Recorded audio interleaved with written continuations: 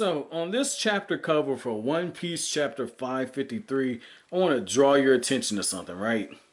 See, you got Nami, and if you can look at it and tell, see, Nami, she got 2 scoops of ice cream, alright?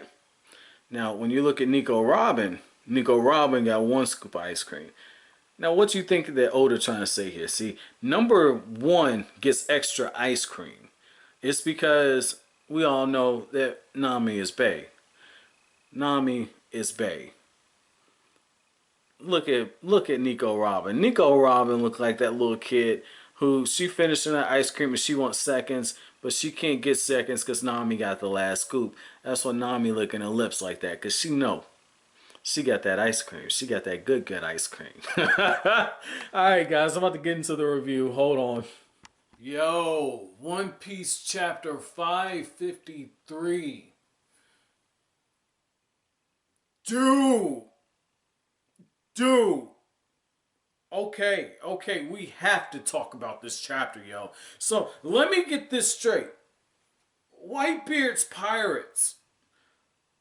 You got people in this crew that are strong enough to deflect Admirals' attacks. Now, we saw it like with Rayleigh, where he's going up against Kizaru. We saw that. But like Kizaru, you can tell like he went for it. He went for it at this point because he even says, you Whitebeard pirates are pretty scary. It's because he shoots out this attack and this, I guess it's Marco, M-A-R-C-O. He shows up. And he deflects the attack and he says like, hey, you can't take our king this easily. We've seen 2 of the admirals get involved because the first thing that happens in this chapter is you got Doflamingo, right? My dude, and I'm calling him my dude because I love this guy so far. My dude sees Whitebeard with this huge tsunami coming forward. And he's just laughing his ass off. And he's just like, so that's what this piece is made of. Woo! Like, that's what he's doing, man. Like, he totally reminds me of how Ric Flair used to be back before he did WCW and the WWE. But when Ric Flair was running his old stuff, I'm a huge pro wrestling fan. And you can find some of these matches where when he was running his own pay-per-views and everything, Ric Flair was just going for it back then, man. Like when he got to the WCW and WWF and all that, watered down compared to what he was, man. And, you know, holy fucking shit. That's what we're seeing right now. Doflamingo got no chill. No chill. He's just like, oh. This is what we're dealing with. This is going to be some serious fun. Like, Doflamingo reminds me of Rob Gronkowski. It's just like, don't matter how tough the opponent is, Rob Gronkowski's going to have a big ass fun game, man. Like, he might get 1 catch, but he's going to have fun with that 1 catch. And it's like he just enjoys being out there for the ride, man. And on top of that, when Hawkeye, the guy who royally fucked up Zoro with basically his pinky. It wasn't his pinky, but he had this little small dagger, and he just fucked Zoro up with that. Hawkeye, the same guy who emasculated Don Krieg and made him turn his ass away from the Grand Line. Dude, you have got to be kidding me. He has this sword slash, and it goes through, and I'm thinking, oh shit, did Whitebeard just deflect this? Whitebeard ain't even lifting a fucking finger. It's his people that are doing this. You got the guy made out of the diamonds. He ends up deflecting the attack. And it's just showing you that the Whitebeard pirates have some huge heavy hitters. And I like how you got Doflamingo. Doflamingo's just like, you're not really going to fight, are you? And it's almost like he's like, oh shit. I don't think I can take all of that. It's like, I said before, Oda just unzipped the zipper. Well, he just whipped it out. And you got Doflamingo being the smart one saying, yeah, that's going to be a little too much for me. I don't know if I can take all of that. But you got Hawkeye. He's just eager. He's like, I'm going to try it. I want to measure the distance between us. And it just shows you that all the other Straw Hats, including Luffy, I'm going to go ahead and lump Luffy into this. When it comes to the power scales that we're dealing with now, they're fodder. They're absolute fodder. And the fact that you got Aokiji coming in like how he did.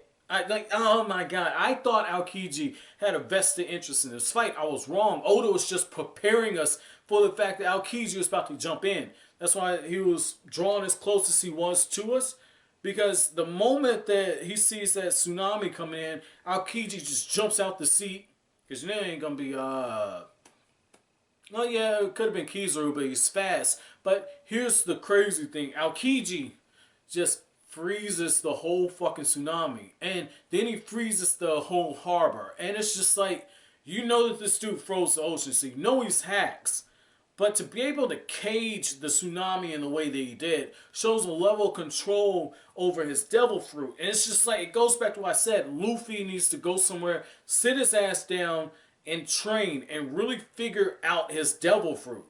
Because I feel like he's been winging it. He's a fighting genius. But at the same time, because he wings it so much, he's taken a few L's leading up to this point. It's just like, you're looking at what you got. There's no way in hell Luffy should arguably win against some of these top tier people. He has to get stronger. So I guess this is going to be Luffy's training arc. But again, I got to see how Oda's going to go about doing this one. Because I'm like, Jesus. How are you going to explain this shit, Oda? How are you going to explain Luffy getting strong enough to keep up with some of these guys? And I like how, again, yeah, just have Doflamingo sitting there and he's just like, I don't know about this shit. You really jumping in.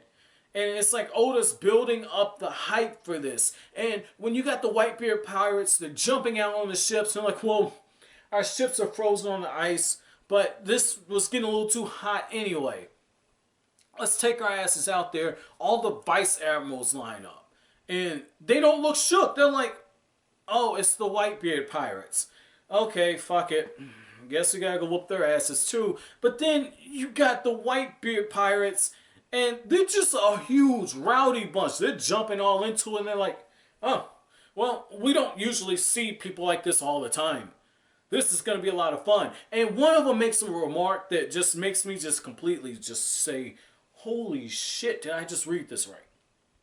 He says, this makes a buster call look like a cakewalk. So that tells me these guys are on some next level shit because they survived a buster call. More than likely for him to say that. But then he's just like, oh, well, this looks like a challenge. Huh.